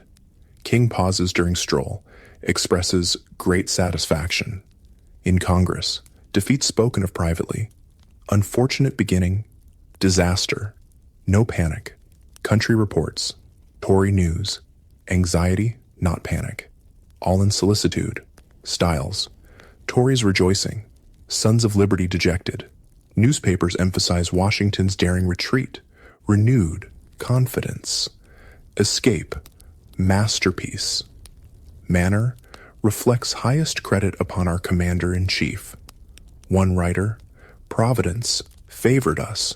Another in Massachusetts. Spy. Defeat. Distress. Loud-speaking testimonies of the displeasure and anger of Almighty God against a sinful people. We have thought God was for us, had given many and signal instances, and had greatly frowned upon and disappointed our enemies. And verily, it has been so. But have we repented? In New York, gloom of defeat heavy. High spirits counted on for long compensate for enemy advantages. Gone. Army crossed night from Brooklyn, August 30th. Sorry sight. Filthy, bedraggled, numb, soaked, sick, emaciated. Army gone cheering no more. Surprising change, Pastor Schukirk notes. Merry tones on drums, fifes ceased. General damp spread. Scattered people up down streets moving. Swiftly, overwhelmingly defeated. Hard day for us poor Yankees. Enoch Anderson's summing up. Resounding victory not decisive. War not ended. Washington 9,000 troops survived to fight another day. Congratulations, you've escaped again. But Lost a crucial fort. The good news? You gained a brilliant new advisor. The bad news? Disobedience, desertion, and disease plague the army. For first 24 hours in New York after escape, nearly all collapsed in sleep, including Commander-in-Chief. Not till Saturday, August 31st, Washington notifies Congress, entirely unfit to take pen in hand. Since Monday, scarce any out of lines, 48 hours, proceeding, hardly off horse, never closed eyes, much hurried, in arranging new dispositions. Will save extremity of concern for another letter. American soldiers deserting as if leaving sinking ship, 30-40 a time. Many defecting to enemy. Disobedience and theft epidemic. Far from army of heroes. Spirit of desertion, cowardice, plunder, prevailed. Joseph Reed demoralized. Verge of quitting. Experience on battlefield. September 16th, Searing. Reed saw soldier running from enemy. Ordered him back. Soldier raised musket, pulled trigger, lock snapped. Reed grabbed another gun, pulled trigger, it snapped. Drew sword, struck twice, wounded Leffingwell, severed thumb, forced surrender. Should have shot him. Could I have got my gun off? Leffingwell confessed running, found guilty of cowardice, sentenced to execution. At Reed's urging, Washington pardons him at last moment after kneeling to be shot. Next offender, suffer death without mercy. Attempt to introduce discipline must always be work of difficulty, Reed writes wife. Where democracy universally prevails, great equality, leveling spirit, discipline, hard to establish, a tempter becomes odious. Washington no less commanding, except raging outburst at Kip's Bay, seems imperturbable, entirely in control, discouraged, unhappy, keeps up appearances. Unless some speedy, effectual measures adopted by Congress, our cause will be lost, tells John Hancock. War no work of a day must be carried on systematically. Good officers mandatory, only means to obtain them is establish permanent footing. End short-term enlistments. Officers better paid, better trained. Soldiers offered bounty, clothing, blankets, free land. Dependence on militia, assuredly resting upon a broken staff. Men dragged from tender scenes, unaccustomed to din of arms, unacquainted with military skill. Want of confidence facing trained troops makes them timid. Lust after plunder. Regimental surgeons taking bribes to certify sickness. Fear in Congress. People of standing army remote. No standing army. Cause faced ruin. Once rules, regulations adopted. Punishments severe. Most atrocious offenses. Maximum 39 lashes. Seldom laid on. More sport. Punishment, many willing to undergo for bottle of rum. Washington unaware, Congress acted on much he wanted due to John Adams. Enlistment for duration gets 2,100 acres. New articles of war based on British. Stiffer punishments, up to 100 lashes. Death penalty for more crimes. Adams proposed military academy. Nothing came of it. Washington writes to Lund, Washington, September 30th, more candid about miseries. Such is my situation. If I were to wish the bitterest curse to an enemy, I should put him in my stead. Wearied to death with problems. One regiment, under 50 men, another 14 fit. In confidence, I tell you that I never was in such an unhappy, divided state since I was born.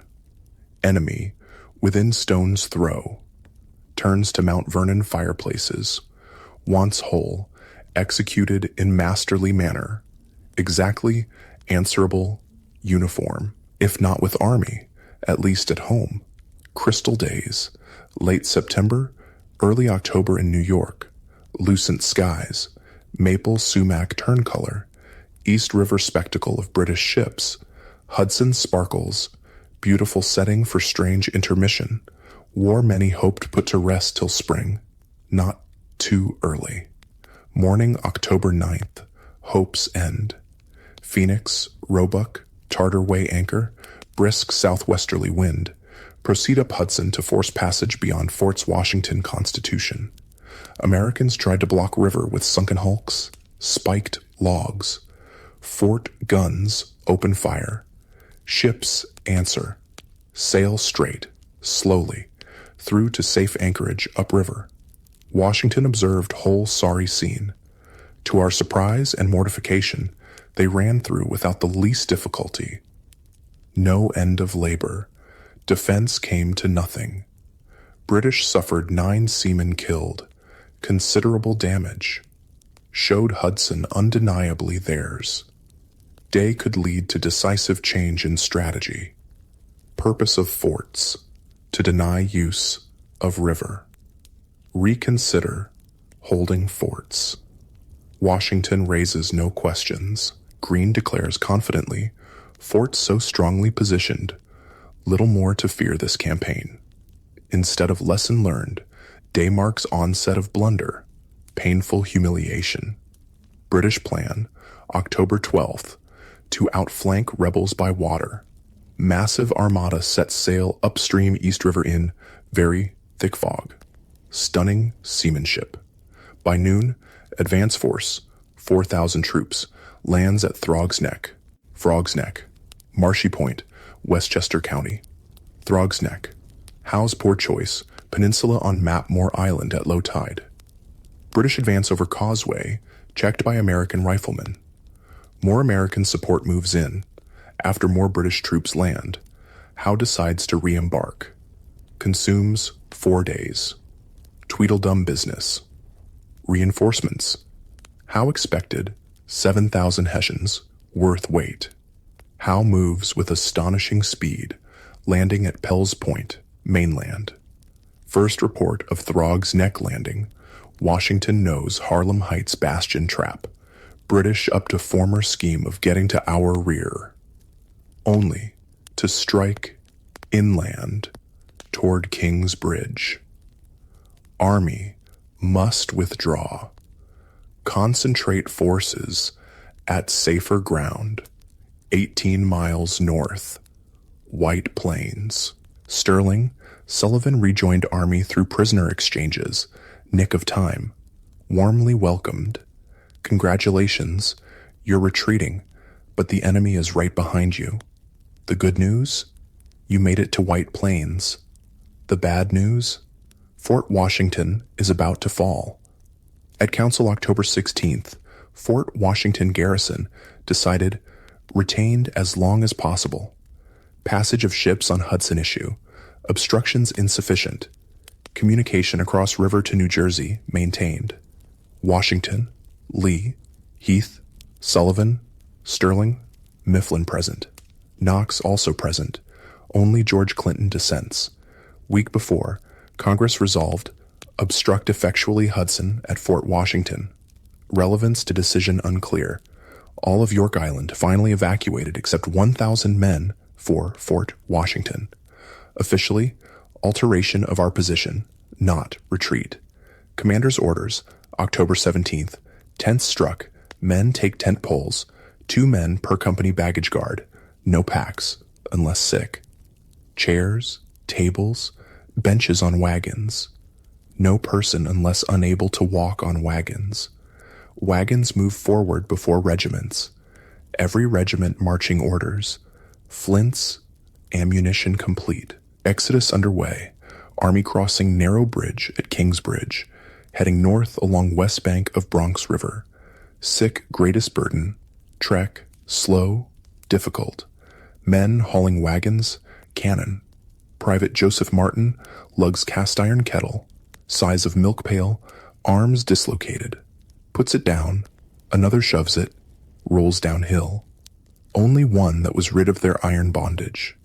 First of Army struggles toward White Plains. British swift landing at Pell's Point. Advance force, 4,000 British Hessian.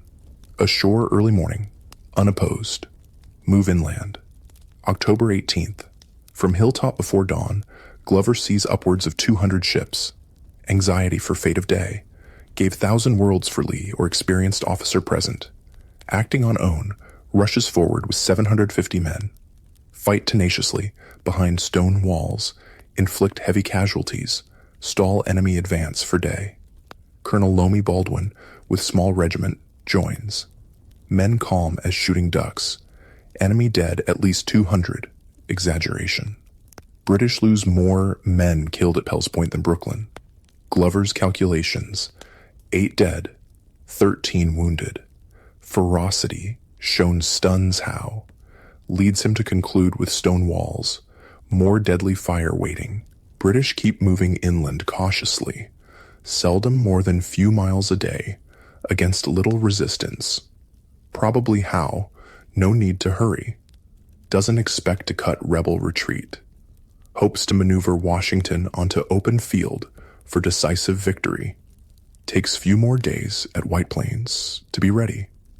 At last, October 28th, 10 days after landing at Pell's Point, Howe sends 13,000 redcoats, Hessians, up Main Road to White Plains. Early morning, sparkling fall day. Washington avoids open field fight.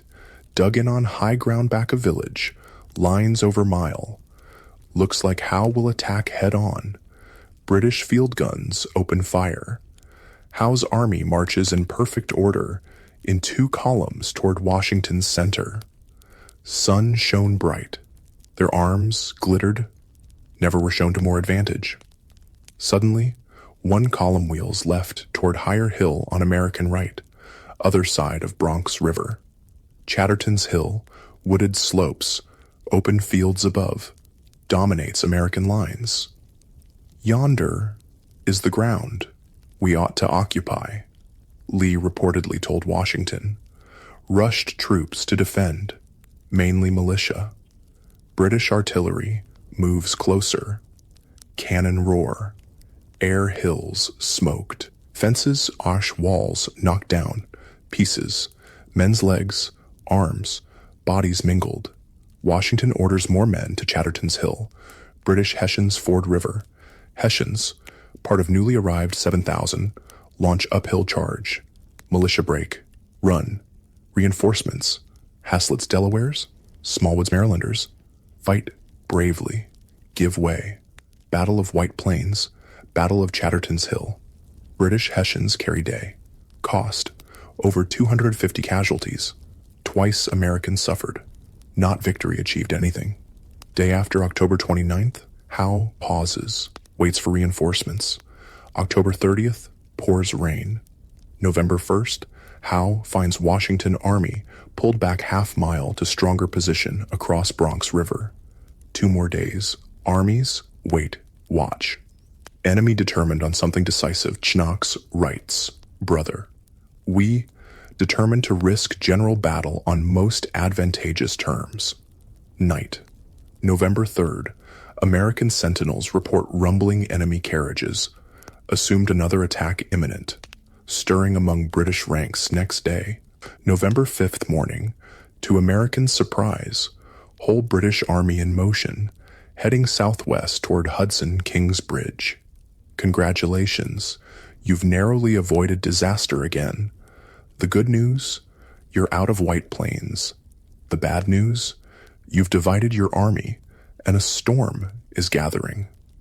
Opinions here are various. Joseph Reed confides to wife after council. Some generals, British headed for Fort Washington, or Hudson to board ships, attack from rear. Others, majority, finding army strongly posted, changed, plan, intend to penetrate Jerseys to Philadelphia. Who said what most in meeting? Reed doesn't mention. His opinion, too late for British movements of consequence other than excursions into New Jersey to revive loyalists. Washington doubts Howe will close campaign without attempting something more. Almost certainly, Howe heads for New Jersey. Nearing letter close, Washington adds further worry.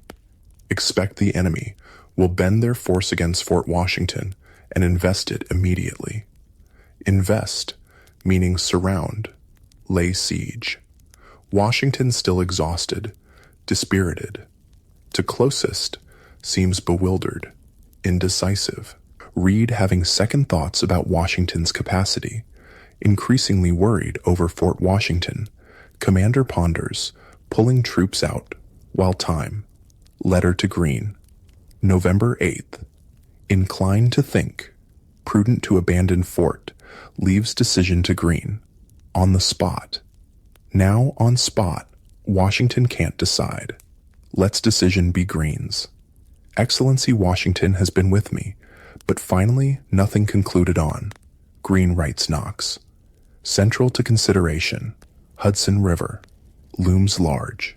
Washington dispatched Lee south from Cambridge to fortify New York. Hudson key to British strategy. British take care of unfinished business Fort Washington, or cross over, strike New Jersey, or both. What should be done? How Army reach Dobbs Ferry on Hudson, moving south. Once again, Washington divides Army 4 ways. 7,000 troops, largest part, remain east of Hudson under Lee. Check British move on New England.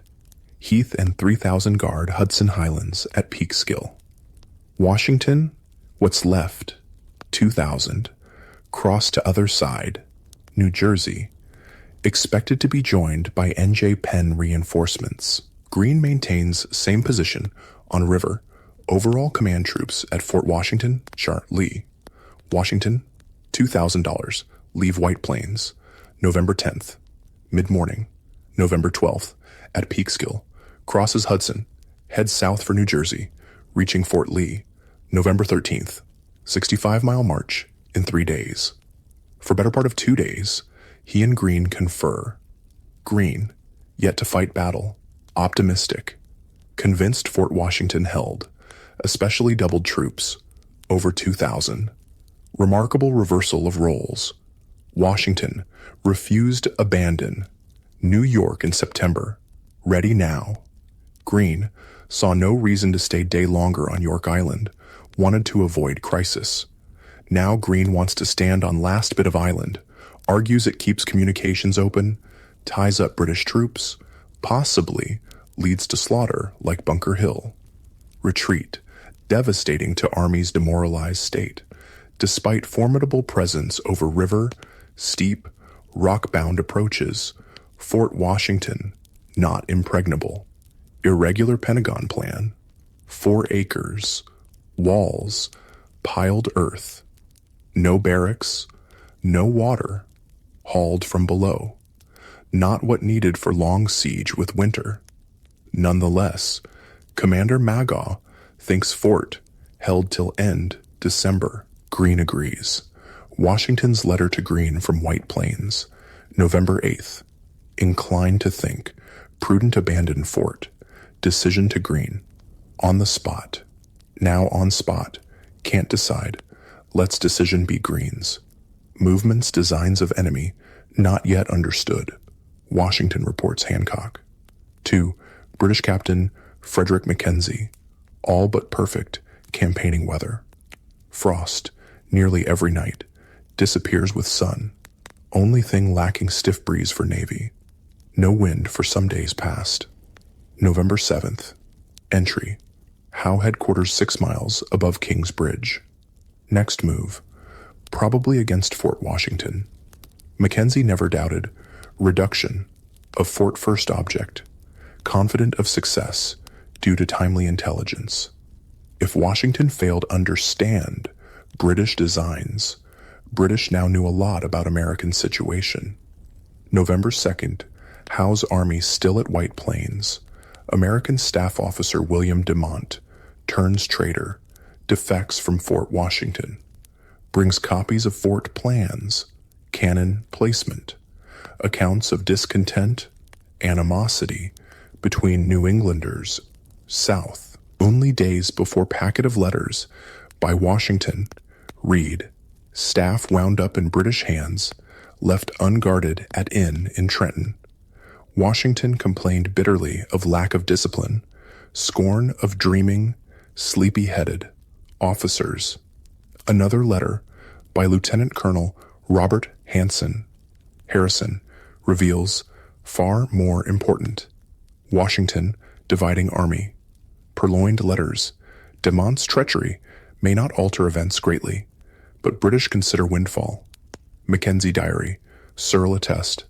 Washington's decision to divide army clearest sign of weakness. Easy to see whither all this tends. If rebels can't act under present numbers, courage won't increase on strength reduction. Letters service to General Howe. British picked up information from deserters about state of things at Fort Washington. Plans, De Mont's account confirmation. Famously cautious William Howe supposedly never risks frontal attack on fortified position. Bunker Hill lesson, about to disprove theory. Full agreement of commanders. Mackenzie, total confidence in attack. Predicts as soon as Fort Washington taken, Howe moves on to New Jersey. Rebel troops from N.J. Penn, Washington, counted on never materialized. Mackenzie leaves little to prevent our arrival at Philadelphia. November 12th, day Washington crosses Hudson. Howe's army within 4 miles King's Bridge. Plan 4-part assault. Hessian's major role. Plan unfolds. Midday November 15th. Howe sends Colonel James Patterson under white flag to deliver message to American commander Colonel Magaw at Fort Washington. Same British officer July carried peace letters. This time, ultimatum. Surrender, fort, or face annihilation. Told 2 hours to decide, Magaw responds at once in writing. If I rightly understand, this post is to be immediately surrendered. I rather think it is a mistake. Act a part so unworthy of himself, actuated by the most glorious cause. I am determined to defend this post to the very last extremity. How? No intention of slaughter. Ultimatum plays on fears. Magaw's bold response, based on belief, men, could hold out or escape across Hudson after dark. Congratulations, you've lost Fort Washington. The good news? The war isn't over yet. The bad news? It's the most devastating blow of the campaign so far. When word of ultimatum, Magaw's answer, reaches Fort Lee, Nathaniel Greene dispatches rider to Washington. Washington dashes back, arrives Fort Lee nightfall. Greene, Putnam, rode across river to meet Magaw, appraise situation. Washington follows in small boat. Halfway across, meets Greene Putnam returning. Mid-river and dark, Greene Putnam give encouraging report. Troops in high spirits would make good defense. Being late at night, Washington says, 3 return to Fort Lee. Same night, unobserved, British bring 30 flatboats upriver with muffled oars, past Fort Washington, into Spuyten Duyvil Creek, down Harlem, ready for morning. First chance, early Saturday, November 16th, Washington with Greene, Putnam, Mercer, again crosses Hudson to determine what was best to be done. Boat pushes off, sound of heavy cannon carries over water. Off in distance, left of Fort Washington. Sea attack begun. Landing opposite shore, downriver from fort. 4 generals scramble up steep slopes to crest near Morris House. All stood in a very awkward situation. Greene writes, disposition made, enemy advancing, durst not make new disposition. Still couldn't see disaster. Urged Washington leave. Go back. Greene volunteers stay. Putnam. Mercer also. Washington thinks it best. They all go. Assault from 3 directions after prolonged pounding. 4,000 Hessians from north. Over. Bridge at King's Bridge. Led by Knyphausen. Requested honor main attack. Hessians professionals. Performed duty. Day to show superior in profession taken pride in. Sterling, prisoner, heard Hessian officers remark duty, not inquire, which side right. Force of British under Cornwallis. Highlanders, strike east, crossing Harlem River in flatboats, brought up night. Third force, 3,000, British Hessians, south, led by Percy. By 10 o'clock, Howe committed 8,000 troops, nearly 4 times defending force. Farthest reach of outer defenses 5 miles. Kniephausen's Hessians face steepest terrain, withering fire from VA-MD riflemen among rocks. Ferocious fighting. Hessians, dauntless. Rock slopes scaled rough even without fire. Officer Wiederhold. Attack. Almost inaccessible rock. Every obstacle swept aside. Precipitous rocks scaled. Hessian soldier Ruber, obliged to drag ourselves by beech tree bushes, could not really stand. At last, on hilltop, trees stones, hard time, no idea of yielding. Rahl gives word. All that are my grenadiers, march forwards. Drummers strike up march. Hautboy players blew. All alive shouted, hurrah! Mingled together, Americans, Hessians. No more firing. Ran forward pell-mell upon fortress. Grant disliked Hessians almost as much as Americans, writes admiration how they surmounted every difficulty, gaining heights, kept on, at a trot. Kniephausen had not stopped Rahl, convinced he would be in fort 5 minutes. Other sides of attack advanced.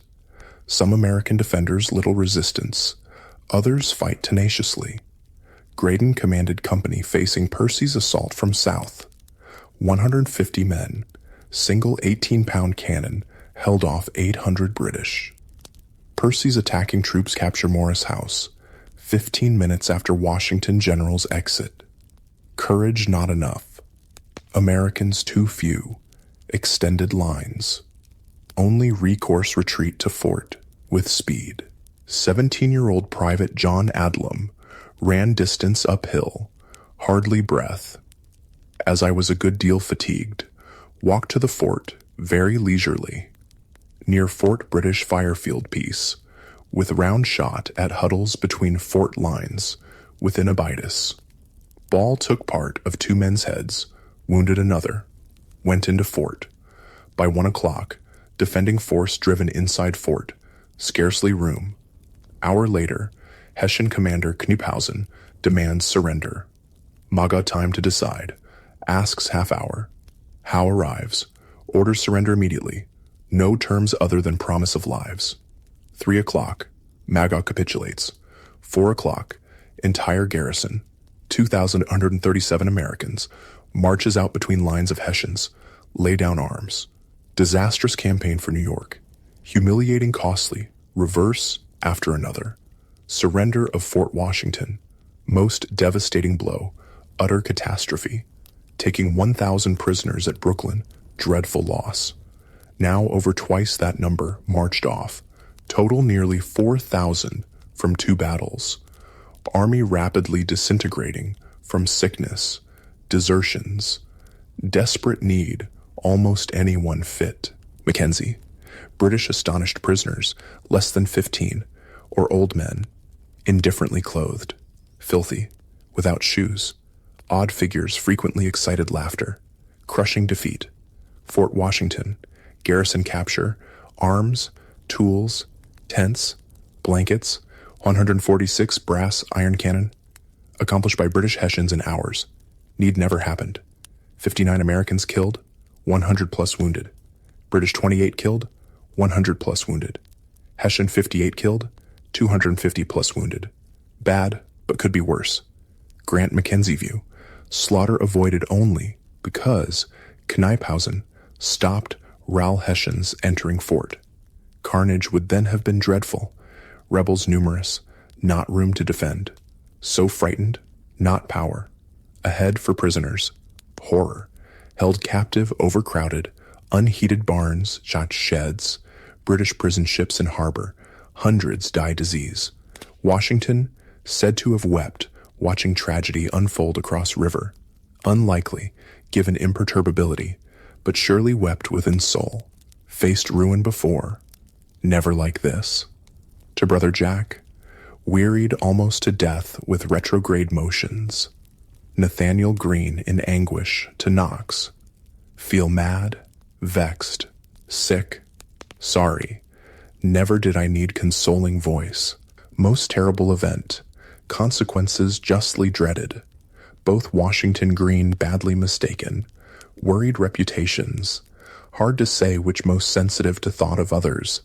Criticism severe, especially among prisoners. Graydon, generation later, barely contains disdain. Most immediate, blistering reaction, Charles Lee. Own account, furious over Fort Washington news, tore out hair. Must entreat you keep what I say to yourself, but I foresaw, predicted, all that has happened, wrote Rush, influential Congress member. Lee knew Rush would never keep it to himself. Lee claimed last words to Washington. Draw off garrison, or they will be lost. Oh, General, Lee admonishes Washington in letter, why would you be overpersuaded by men of inferior judgment? Inviting Commander blame Greene. Washington failed to override Greene's judgment. Make clear decision. Commander-in-Chief, ultimately responsible. Greene's responsibility ceased with Washington's arrival, November 13th.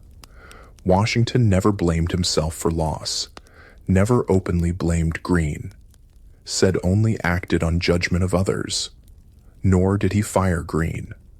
Undoubtedly thought less of young General, still knew Greene's strengths. Weeks before, Greene demonstrated foresight, organization, recommended supply depots across New Jersey, Army's retreat path. Washington agreed. Greene needed. Like Knox, never give up, walk away, lose sight of war. Washington repays loyalty. After bad decisions, wisest decision ever. Only one American hero emerges from Fort Washington. Margaret, Molly, Corbin, wife of Penn soldier John Corbin, went into battle at husband's side. Killed, she stepped into place to load fire cannon. Fell wounded, nearly losing arm. After surrender, allowed return home to Pennsylvania. Usually unhurried, William Howe makes next move. Hardly a pause. 3 nights later, sends 4,000 British Hessian troops under darkness, drenching rain across Hudson. Land upstream Fort Lee at Gloucester. Led by Cornwallis, scale palisades, steep footpath. Once on top, advance on Fort Lee. Daring attack like Howe's at Quebec. Warning reaches Fort Lee, advance. Possibly local farmer or British deserter. Washington rushes, seen from Hackensack. Shouts orders, abandon fort, at once. Everything left behind. Guns, stores, tents, breakfast cooking. British arrive. Find place deserted. But dozen men got into rum supply. All drunk. Washington Army flee. In haste down road over Hackensack River, farther into New Jersey. Congratulations. You've retreated across New Jersey. The good news? You're still alive. The bad news? Your army is battered, dispirited, and shrinking rapidly. Retreat southward across New Jersey begins November 21st, headed for crossing Aquakanonk on Passaic River. Retreat only choice, river's possible defense in dead flat country. No stone walls. Over Passaic, push on 20 miles to Newark. Heavy rains, narrow roads sloppy with mud. Men in tatters, many without shoes. Feet wrapped in rags. Washington rides rear of column. Point remembered by James Monroe, 18, Virginia lieutenant. Saw him head small band, near enemy. Countenance, manner impressed Monroe. Monroe estimates Washington at most 3,000 men. Expression no sign of worry. Deportment so firm, dignified, yet so modest. Never seen in any other person. Washington sets army on road early morning, but gets off urgent request to Lee at North Castle, NY. Worries, troubles clear. Men broken and dispirited. No tents, baggage, entrenching tools. Left behind at Fort Lee. Dared not risk contact with enemy. So must leave a very fine country open to their ravages. Urges Lee cross Hudson with brigades. Join forces before too late. New Jersey too rich prize. Give up without appearance of fight. NJ fall. Devastating effect on Pennsylvania. In less than 2 weeks, December 1st, enlistments of 2,000 troops up, free to go. Same nightmare prospect, faced at Boston, year before.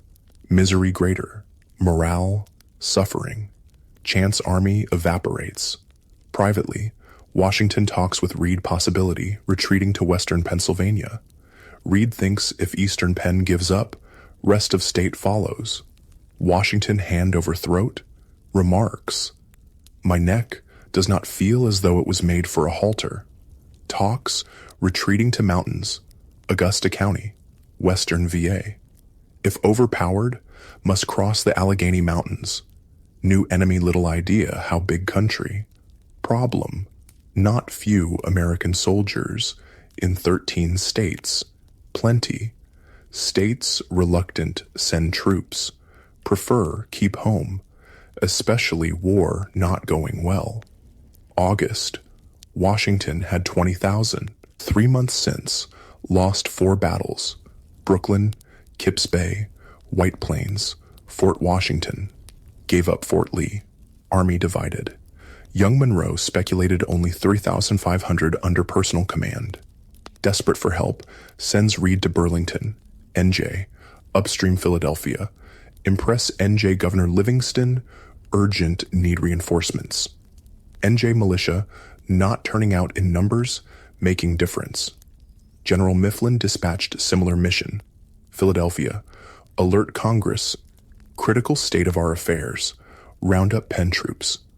2 critical undertakings, choice of Reed, closest confidant, and Mifflin, able Philadelphian, shown valor at Brooklyn.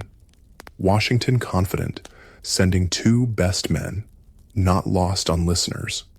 First report, Mifflin bitterly disappointing. Pennsylvanians, divided and lethargic, slumbering under shade of peace. From Reed, nothing. Rained heavily. November 22nd, Army reached Newark. Rain fell, night, next day. Sufferings endured are beyond description. No tent, exposed. Cold, rains, day, night. Samuel Webb, impossible describe conditions. No lads ever showed greater activity retreating than we have. Best fellows at business. Webb, recovered from wounds, on Washington's staff. Greatest importance, impression made on Thomas Paine, author Common Sense, volunteered aid Green's staff. Green, love literature, political philosophy, liked brilliant Paine.